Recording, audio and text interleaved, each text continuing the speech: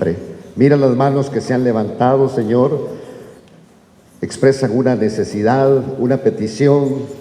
Perdónanos, siempre te estamos pidiendo algo, pero ¿a quién iremos si solamente tú tienes palabras de vida eterna?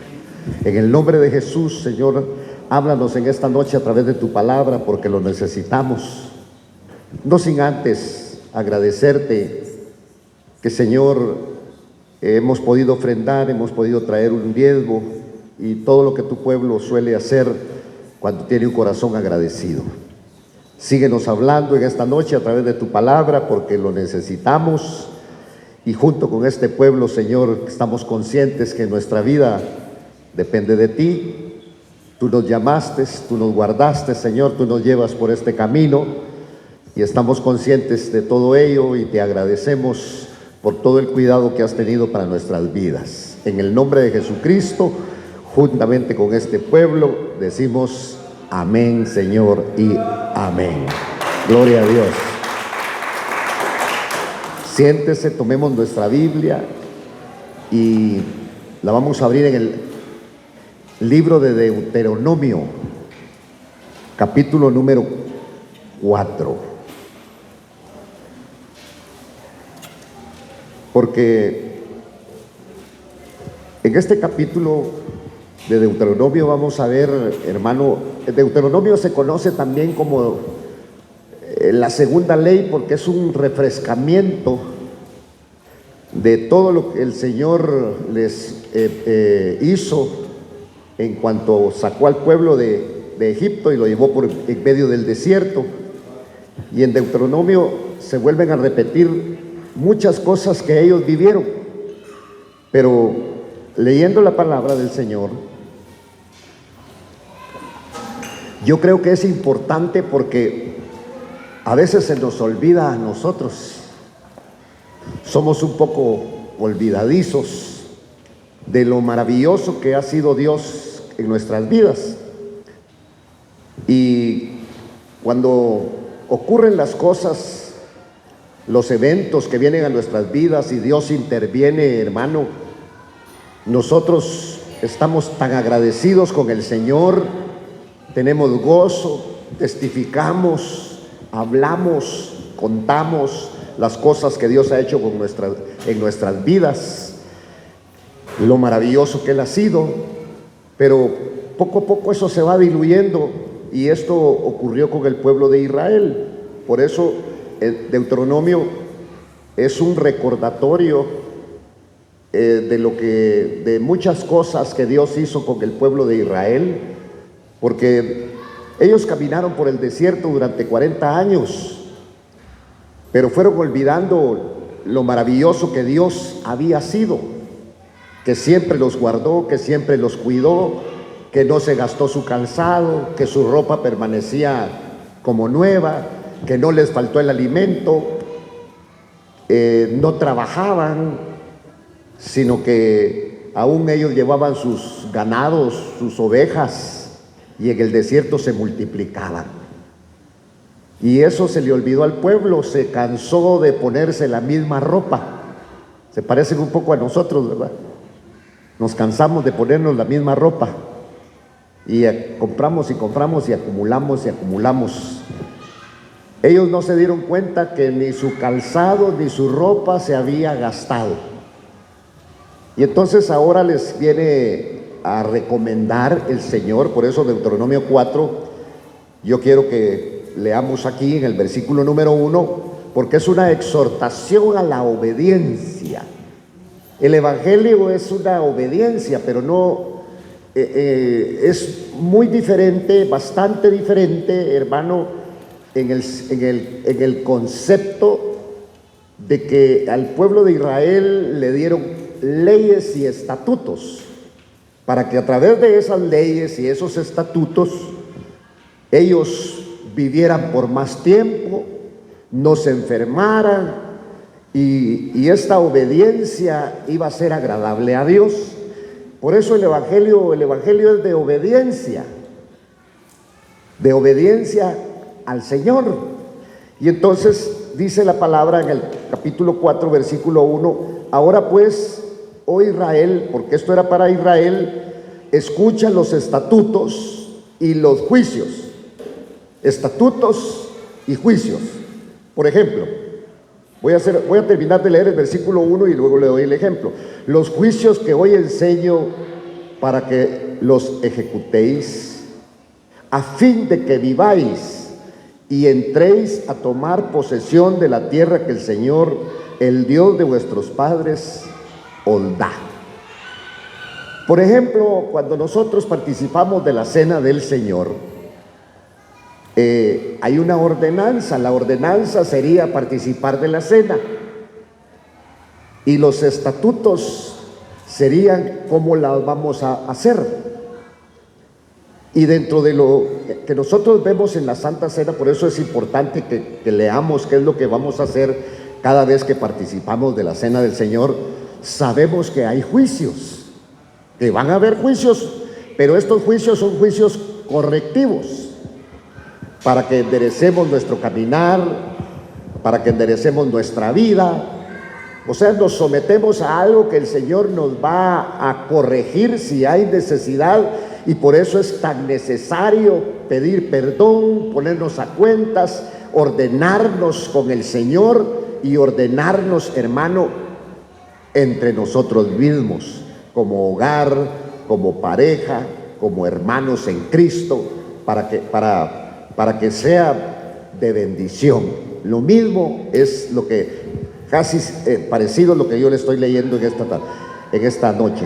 Entonces en el versículo 2 dice: no vas a añadir nada a la palabra que yo os mando. Este era un mandato, era un mandamiento del Señor. Ni vas a quitar nada de ella, para que guarden los mandamientos del Señor vuestro Dios que yo os mando.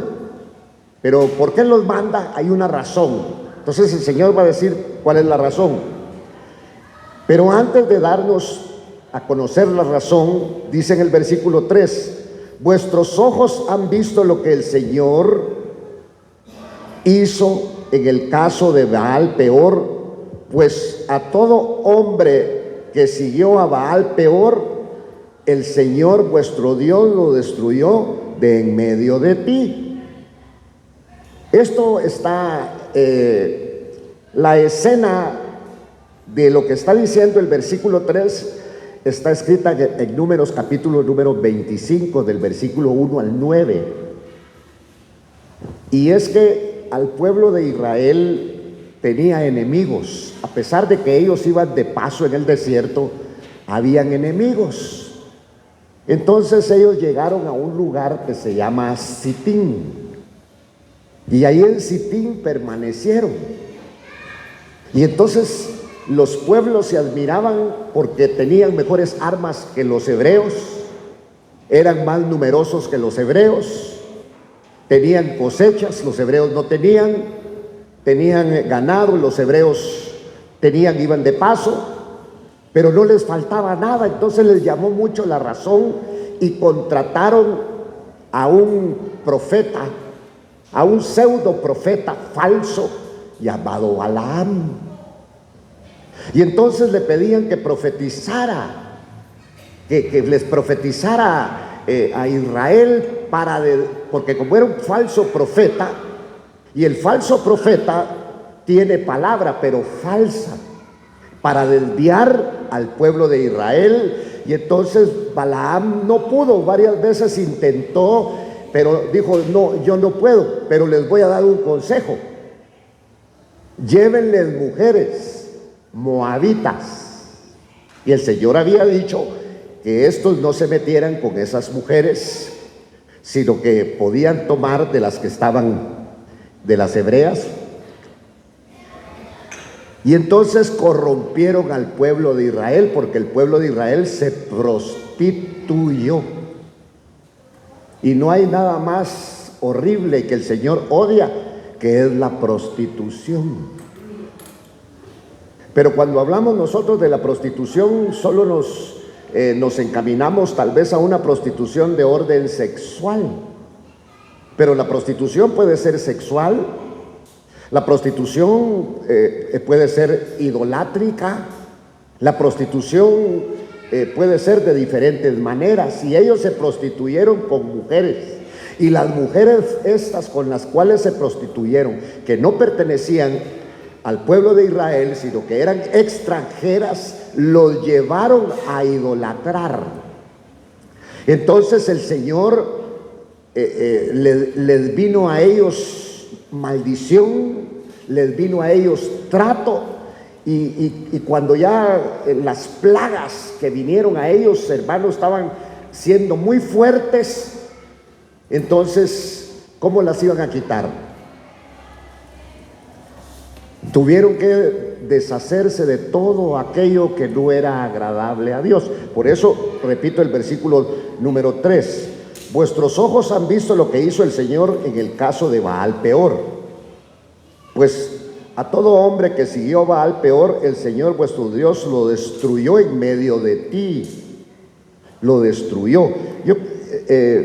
Para tener mejor referencia, vamos a ir al libro de Números, en el capítulo 25, para acentuar lo que le estoy diciendo. Entonces, en el capítulo 25, mire, dice la palabra: mientras Israel habitaba en Sitín, el pueblo comenzó a prostituirse con las hijas de Moab. Estas hijas de Moab como que eran algo como familiares de ellos. ¿Y por qué digo de familiares de ellos? Porque los moabitas vienen de la descendencia de Lot. Lot cometió incesto con sus dos hijas que le quedaban, y nacieron los moabitas y los amonitas. Y entonces estas tribus también eran unas tribus que nacieron de incesto, de la prostitución. Y dice que mientras Israel habitaba en Sitín, mire, el pueblo comenzó a prostituirse con las hijas de Moab, por consecuencia de que Balaam, el profeta, los indujo. Y estas invitaron al pueblo a los sacrificios que hacían a sus dioses, y el pueblo comió y se postró ante sus dioses. Es decirles lo que ellas, las costumbres de ellas. Y hoy, hermano, estamos en una época, usted es libre de hacer lo que usted quiera. Yo no me meto en cuanto a estas cosas, porque usted ya está grande. Es como cuando el padre o la madre le dicen: mira, no andes con esta persona, o no andes con aquella otra. Es un consejo que le dan en casa, pero el que decide es uno. Y por decisiones que nosotros hemos tomado, malas decisiones, hemos llevado nosotros muchas malas experiencias a nuestra vida. Incluso esas experiencias nos llevaron a perdernos. Y por eso es que hoy, hermano, nosotros estamos en el Evangelio, porque el único que ha podido tener misericordia de nuestras vidas se llama Jesucristo, ¿verdad? Alabado sea el nombre del Señor. Entonces, ellos ya sabían, pero empezaron una amistad. Miren, si esto es fácil. Por ejemplo, si nosotros tenemos un amigo que es borracho, que es prostituto, hablo con los hombres, ¿va? ¿De qué nos va a hablar? Nos va a hablar de sus cosas. Nos va a marcar a nosotros una escena, un cuadro, que muchas veces eso podría ser atractivo hasta para nosotros. Igual los hombres, igual las mujeres. Y esto era lo que el Señor les había establecido. Y entonces dice que mientras Israel habitaba en Sitín, ahí estaban, comenzó a prostituirse con las hijas de Moab. ¿De qué manera? Mire, estas invitaron al pueblo a sus fiestas. Aquí habla de sacrificios, a sus fiestas. que hacían a sus dioses, y el pueblo de Israel le pareció bien, comió, bebió y se postró ante sus dioses. Mire, no solo asistían a sus fiestas, sino que se postraban ante sus dioses, y el pueblo participó de todo esto que Dios, hermano, les había dicho que no lo hicieran. Así Israel, mire, se unió a Baal de Peor, y se encendió la ira del Señor contra Israel. Y entonces aquí hubo un juicio que vino de parte de Dios contra Israel, porque se prostituyeron, porque no hicieron caso, y eso es lo que estamos viendo nosotros aquí en el libro de Deuteronomio, al cual regresamos en este momento, en el capítulo 4. Entonces, en el versículo 3, Moisés les está recordando: vuestros ojos han visto lo que hizo el Señor en el caso de Baal Peor. Ahora entendemos mejor. Pues a todo hombre que siguió a Baal Peor, el Señor vuestro Dios lo destruyó de en medio de ti. Hay cosas, hermano, que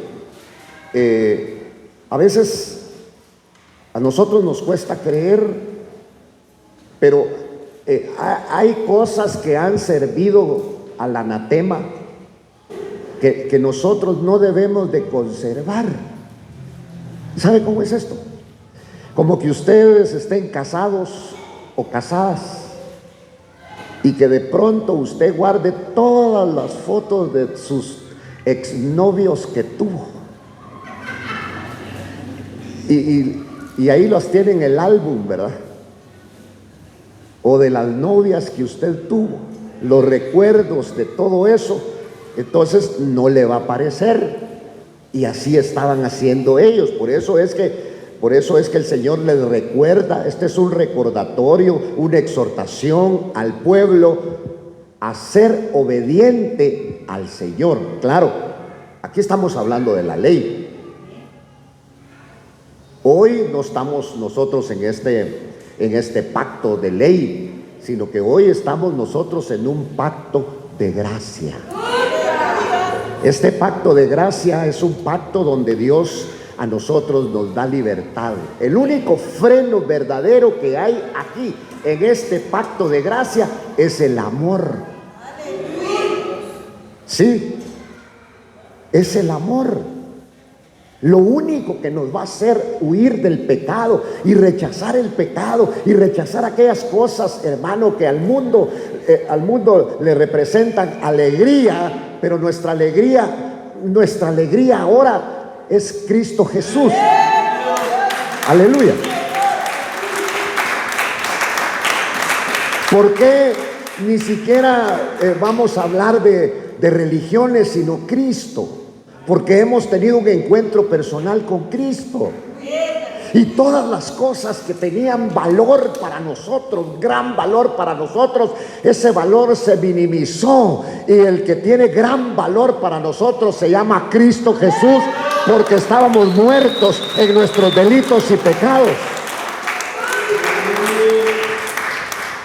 Porque para venir al Evangelio, hermano, mire, tenemos que venir destruidos. Por eso la Biblia nos enseña y nos señala que nosotros, cuando venimos al Evangelio, estábamos muertos. Porque muchas veces, hermano, yo le he podido dar testimonio y seguiré dando testimonio que cuando yo no tenía a Cristo, que cuando los fracasos, las cosas que usted ha podido hacer, las muchas o las poquitas cosas que usted ha podido hacer cuando no tiene a Cristo, pierden valor. Porque la sustancia verdadera de la vida se llama Jesucristo. Y entonces el hombre, hermano, por eso es que usted mira a hombres, usted mira a gente, hermano, artistas, a personajes de fama mundial, que hasta los niños los conocen porque son tan famosos que aparecen sus caras por todos lados, en la televisión, en los periódicos escritos, en los periódicos hablados, hermano, aparecen y sus nombres aparecen en nuestras prendas de vestir. Y nosotros muchas veces pensamos que estas personas son felices, pero ahora usted y yo sabemos que no. ¿Por qué? Porque en una escala muy mínima y menor nosotros, hermano, participamos, nos dimos cuenta. ¿Por qué estamos en Cristo? ¿Por qué estamos en Cristo? ¿Por qué seguimos en Cristo? ¿Por qué nosotros nos mantenemos? Porque Cristo es el dador de la vida, porque estábamos muertos en nuestros delitos y pecados. No es una forma. El evangelio no es para dejar de fumar. El evangelio no es para dejar de tomar. El evangelio no es para dejar de cambiar sexo. No es solamente, eso es muy vago. Porque, hermanos, nosotros vemos que hay instituciones que se dedican a eso. Y hay hombres que a través de eso han dejado de beber, han dejado de prostituirse, han dejado de la neurosis. La neurosis, esa neurosis, hermano, que cuando uno no tiene a Cristo, se enoja si se ríen y se enoja si no se ríen, y si hay mucha bulla se enoja y si no hay bulla se enoja también. Esa es la neurosis. Y entonces a nosotros nos recomienda, vaya a Neuróticos Anónimos. Y nosotros con tal, vaya a Alcohólicos Anónimos. Y está bien, el que quiera ir ahí que vaya. Pero el único que puede quitar todas estas cosas, hacer verdaderamente feliz a las personas, usted sabe que se llama Jesucristo, porque el evangelio es un cambio total de vida. Es un cambio de vida. Si tenías 10 amigos, tus amigos íntimos, tus amigos del alma, ven al evangelio y me vas a decir dónde están. Se van. Mejor si tienes solamente un amigo, y un amigo que te ama, y ese amigo se llama Jesús. Ese amigo se llama Jesús.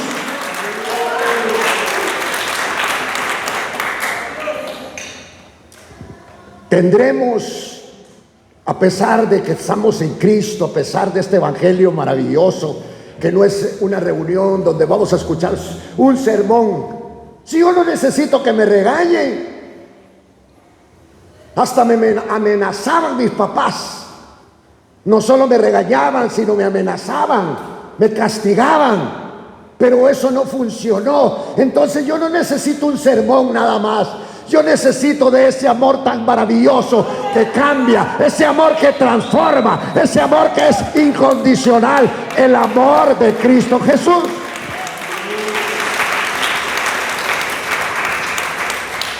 Porque uno cree que su problema es dejar de drogarse. Ese no es nuestro problema. Que su problema son las mujeres, no, ese no es su problema. Que su problema es el sexo, no es ese su problema.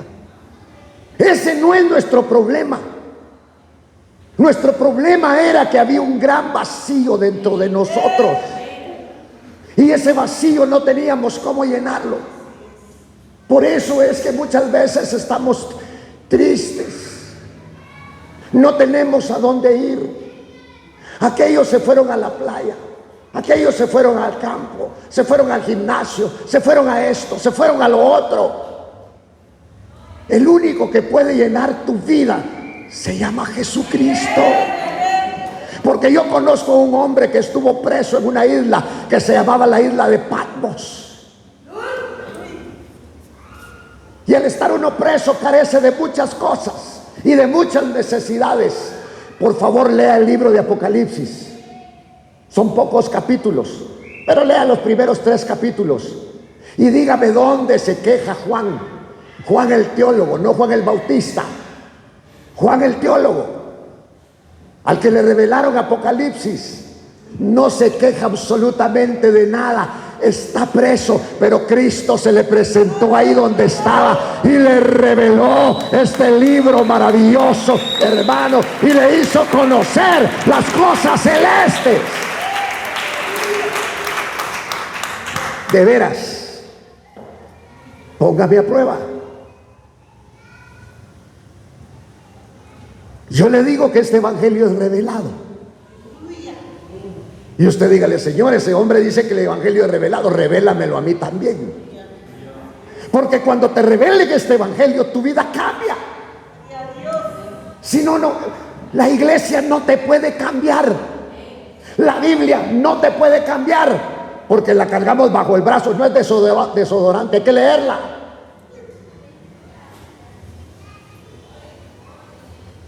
Hay que leerla.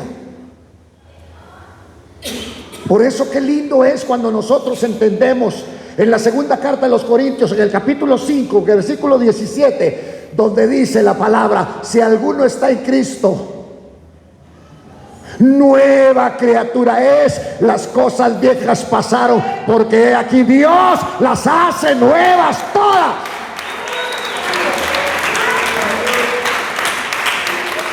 ¿Por qué me vienes a chismorrear del hermano? ¿Por qué no me hablas de Cristo? ¿Por qué sigues con actitudes del viejo hombre? Niégate a ponerle oídos a los que andan murmurando. Pero no hablo de esta congregación, hay peores.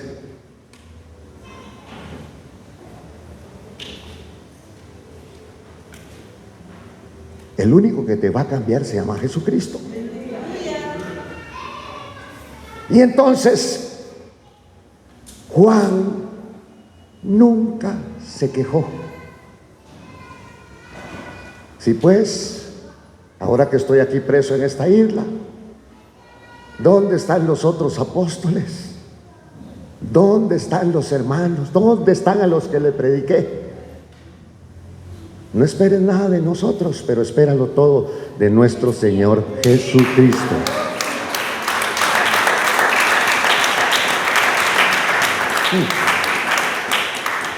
Por eso hay pastores que les ofende que les digas pastor. Y algunos te van a decir, y lo peor es que con 10 miembros. Y hay gente que ha dicho: mira, a mí no me diga pastor, a mí dígame apóstol.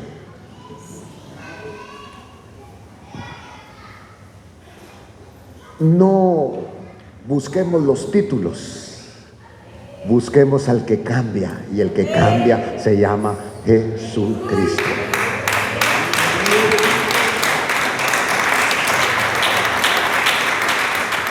Entonces, repito el versículo 3: vuestros ojos han visto lo que hizo el Señor en el caso de Baal Peor.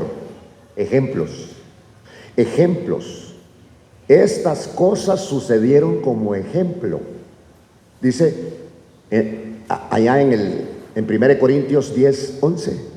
Dice que estas cosas, esto que estoy leyendo, le sucedieron a ellos como ejemplo. Y el Señor ordenó: escríbanlas. Dejen escrito, dejen testimonio de que esto pasó, para que quede como enseñanza para nosotros, a los cuales ha llegado el final de los tiempos. Todo lo que se hace, o todo lo que nosotros provocamos, hacemos, lo tenemos que pagar.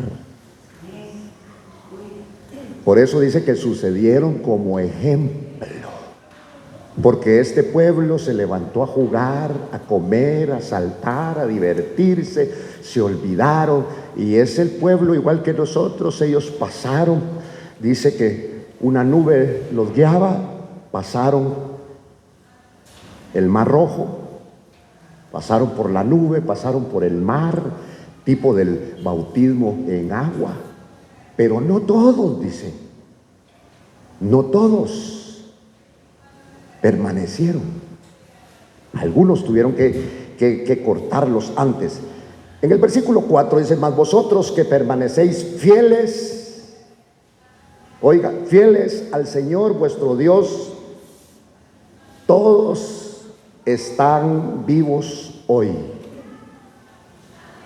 Mirad, yo os he enseñado estatutos y juicios, tal como el Señor mi Dios me ordenó. Estatutos, oiga, los estatutos es el reglamento. Nosotros nos guiamos por la palabra de Dios, serían nuestros estatutos. Si nosotros no cumplimos con estos estatutos, pues habrá un juicio. Pero antes de ese juicio, que es el juicio final, hay juicios correctivos. Y yo le agradezco a Dios que hayan esos juicios correctivos.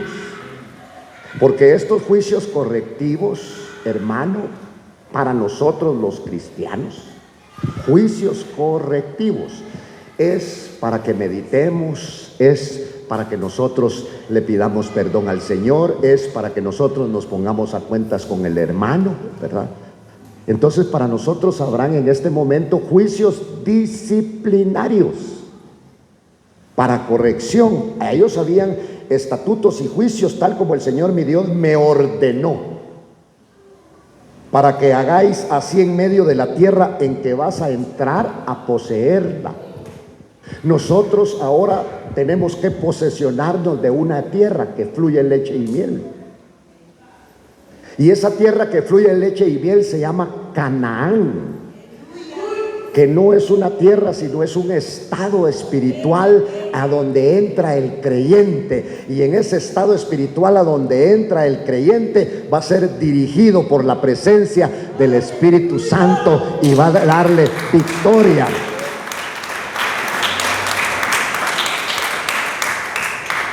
Por eso es que, hermano, cuénteme sus experiencias. ¿Por qué no se acerca a mí y me cuenta sus experiencias de la oración que usted tiene?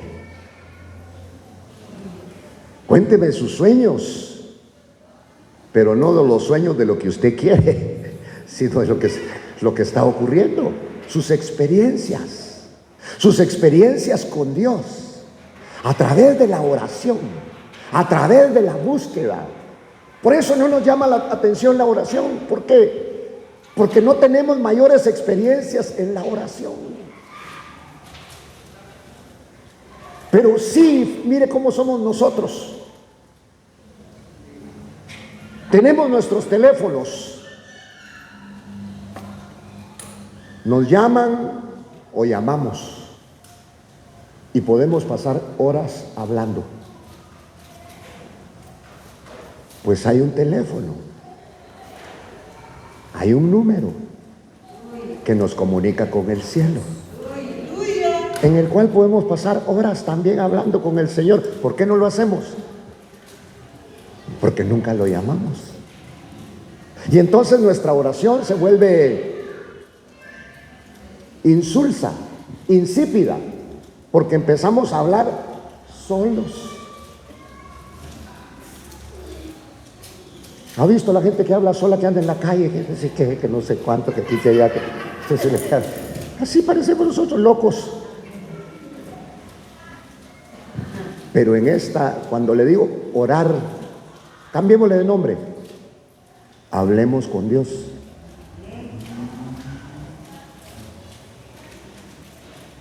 Cuando uno habla con Dios, uno se enternece, uno llora, uno gime. Y aquellos que Dios les ha dado el don de lenguas, nuestro idioma, que es el español, y a través de nuestro idioma nosotros le pedimos muchas cosas al Señor. Señor, dame, Señor, que ya no llegue tal hermano, como me cae mal. Y esa no te la oye el Señor porque trae otros dos igual. Entonces ya son 3 contra 1. Entonces el hablar en lenguas es algo que tú no sabes qué es lo que estás hablando.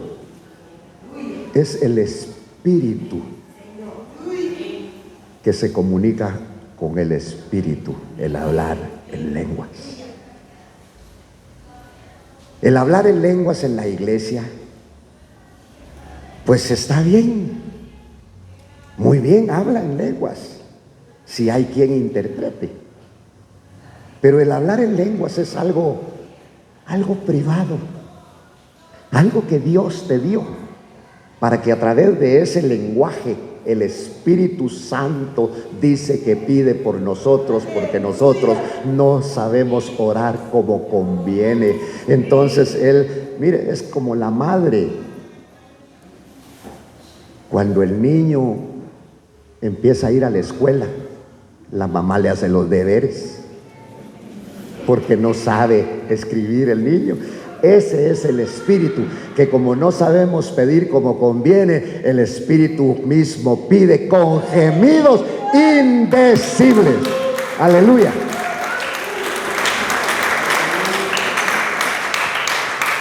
Un evangelio vivo, un evangelio real, un evangelio donde no te... Mire, nosotros vinimos aquí, nos venimos a sentar y alabamos y glorificamos al Señor. Queremos oír de la palabra de Dios. Pero la comunión con Dios, la comunión con tu mujer, ¿dónde la llevas? La comunión con tu esposo, ¿dónde la tienes? ¿No la tienes en tu casa? Por eso es que en estos lugares, hermano, a veces nos metemos en conflictos, a veces nos metemos en problemas, pero no somos solo nosotros. Habían cosas que se movían, hermano, en la iglesia de Corinto y en las otras iglesias también. Pero cuando nosotros, hermano, la tarea de Dios es que nosotros nos volvamos espirituales. Porque el Espíritu va a interceder por nosotros como conviene, dice la palabra del Señor.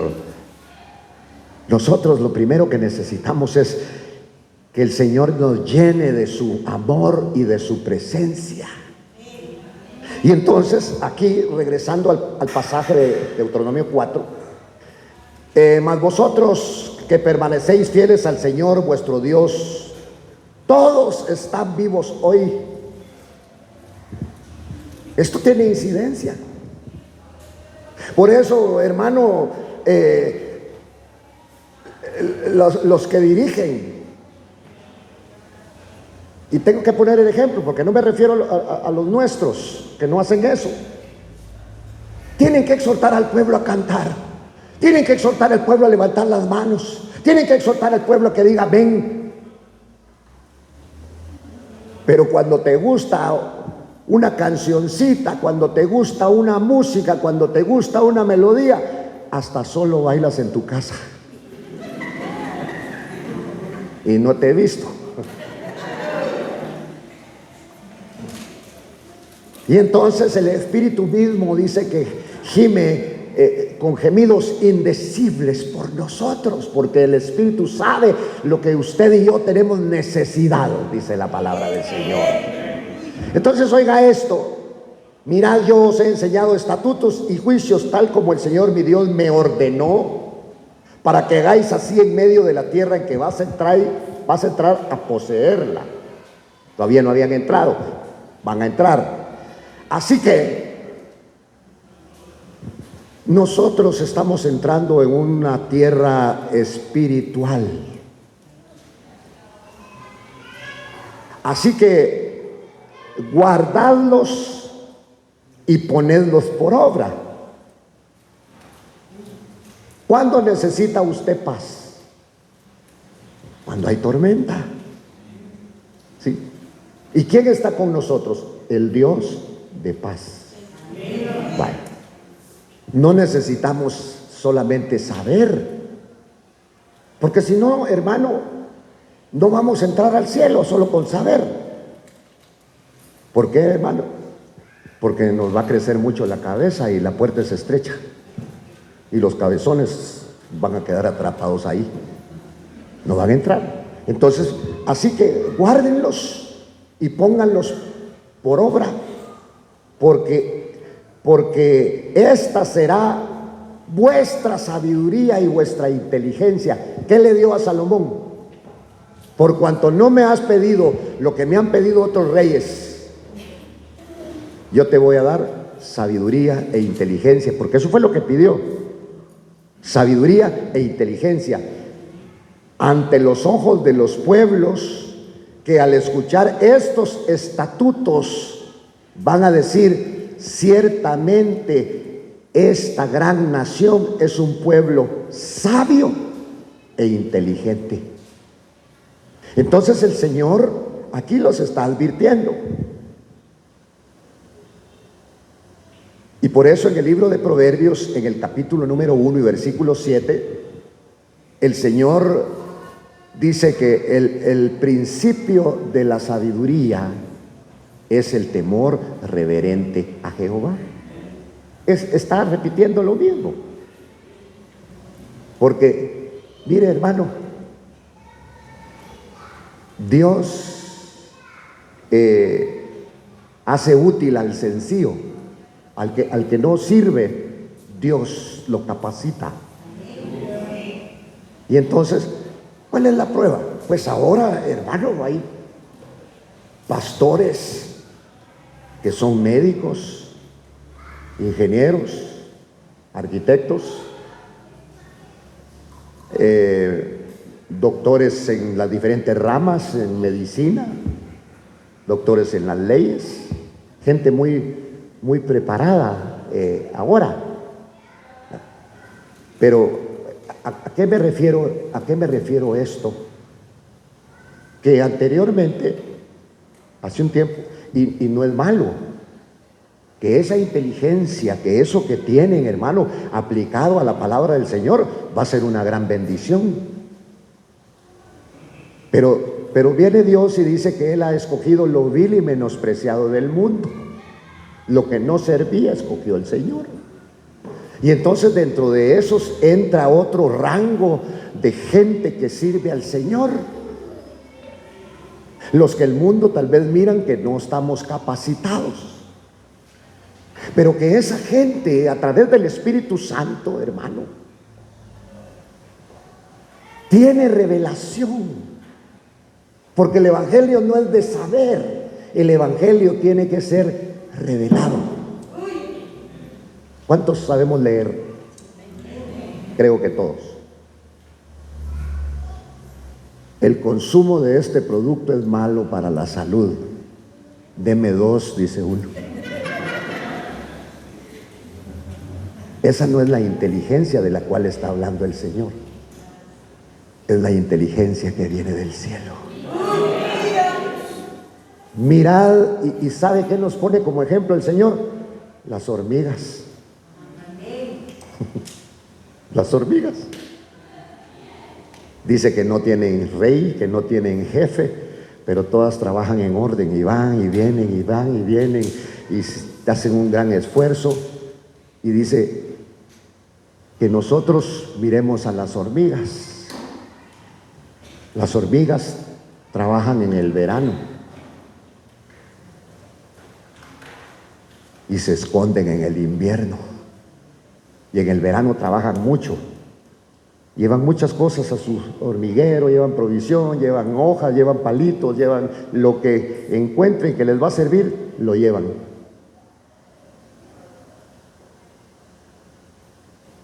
El verano para ti es este. Este es el verano. Ya cuando ya pases de los 60, entonces ya entramos al invierno.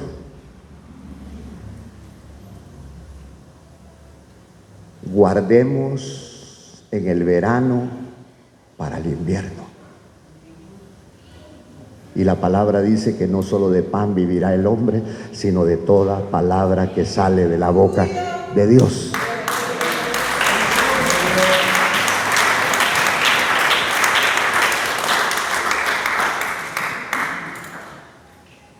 Sí, hermano. Estamos todavía a tiempo. Bueno, entonces, dice aquí, si guardan lo que el Señor dijo, versículo 6, porque esta será vuestra sabiduría y vuestra inteligencia ante los ojos de los pueblos. Miren, porque se iban a enfrentar al mundo pagano que los iba a ridiculizar, como hoy el mundo pagano lo va a ridiculizar a usted.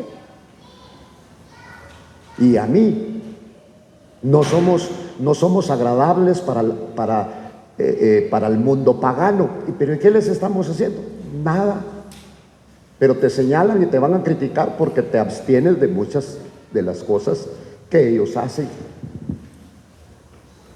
Pero no es porque realmente, hermano,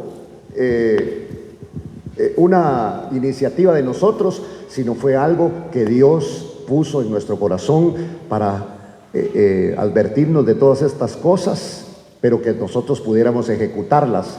Entonces Dios hizo un cambio de corazón en nosotros. Vale. Entonces dirán, ciertamente esta gran nación es un pueblo sabio e inteligente. Porque ¿cuál es el principio de la sabiduría? El temor reverente al Señor. Ese es el principio de la sabiduría. Claro, la sabiduría humana, el hombre hace armas, el hombre hace bombas, el hombre hace un montón de cosas que destruyen, para que cuando está enojado, está bélico, las va a sacar a colación. Esa sabiduría es una sabiduría diabólica, porque son armas destructivas. Entonces dice en el versículo 7, ¿por qué? Porque ¿qué nación grande hay que tenga un Dios tan cerca de ella como esta? El Señor nuestro Dios, que siempre que le invocamos, dice, está con nosotros. ¿Qué nación tiene un Dios así? A un Dios tan cercano, porque iban a entrar a tierras paganas donde iban a haber muchos dioses, hermano, y los hebreos se enamoraron de esos dioses. Basta con leer usted a los grandes reyes que hubieron en Judá y en Israel, hermano, que llegaron al paganismo. Y la iglesia, y nuestra iglesia, digo nuestra iglesia, cuando me refiero al evangelio en su totalidad, el evangelio de Jesucristo, ya no se cuida de esto. Entonces dice, ¿o qué nación grande hay que tenga estatutos? ¿Qué nación grande hay que tenga juicios tan justos como toda esta ley que yo pongo hoy delante de vosotros? Entonces en el versículo número 9, a este pongámosle atención, porque el Señor dice, por tanto, cuídate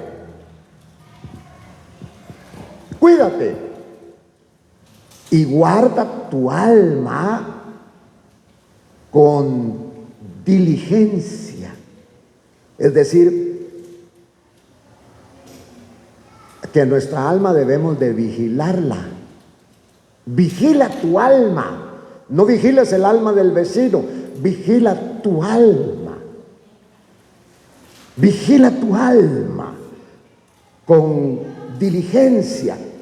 Mire, porque el alma como que le gusta la prostitución y hay que vigilarla. Hay que estar con mucho cuidado, con celo y con esmero, porque nuestra alma quiere muchas cosas. Por eso en uno de los salmos, creo que es el 132, el salmista le tiene que hablar a su alma, le dice, alma mía, alaba a Jehová. Y cuando le dice alaba a Jehová, se voltea. ¿Y por qué debe alabarle? Y entonces le vuelve a responder, alma mía, alma mía, alma mía, alaba a Jehová y no te olvides de ninguno de sus beneficios.